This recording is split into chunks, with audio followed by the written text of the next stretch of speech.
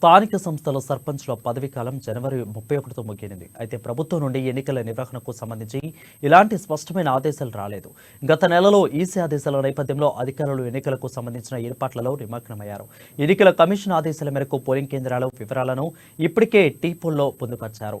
పదవీ కాలం ముగిసిన తర్వాత తదుపరి ఆదేశాలను అనుగుణంగా చర్యలు తీసుకుంటామని, ఇప్పటివరకైతే తమకు ఎలాంటి మార్గదర్శకాలు రాలేదని జిల్లా పంచాయతీ అధికారి శ్రీనివాస్ చెప్తున్నారు. జనవరి 31 తర్వాత జీపీలకు ఎన్నికలు నిర్వహించడమా లేదంటే ప్రత్యేక అధికారులతో పాలన సాగించడమా అనేది త్వరలోనే తేలుతుందని స్పష్టం చేశారు.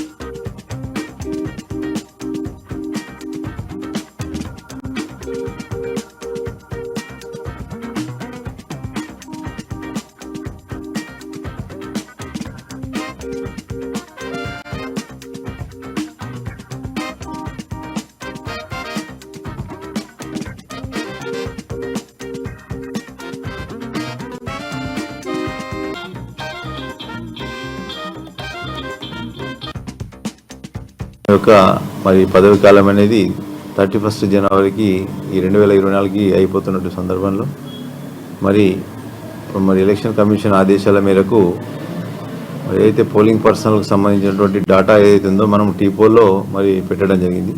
అందులో ప్రధానంగా ఏంటంటే ప్రిసైడింగ్ ఆఫీసర్స్ కానీ other presiding officers, returning officers యొక్క డేటాని మేము ఆల్ డిపార్ట్మెంట్స్ నుంచి కలెక్ట్ చేయడం జరిగింది. అందులో 1200 మంది మనకు ప్రిసైడింగ్ ఆఫీసర్స్, అదేవిధంగా 3200 వరకు మనకు అదర్ పోలింగ్ పర్సన్స్ డేటా మనమంతా కూడా ఫీడ్ చేయడం జరిగింది. అదేవిధంగా మరి ఈ పదవి కాలం తర్వాత మరి ప్రభుత్వం నుంచి వచ్చే ఆదేశాల మేరకు మరి ప్రత్యేక అధికారిని నియమించడమా లేదంటే మరి తదుపరి ఆదేశాలు ఏ విధంగా ఉంటాయో దాని ప్రకారం మేము చర్యలు అనేది తీసుకోవడం జరుగుతుంది.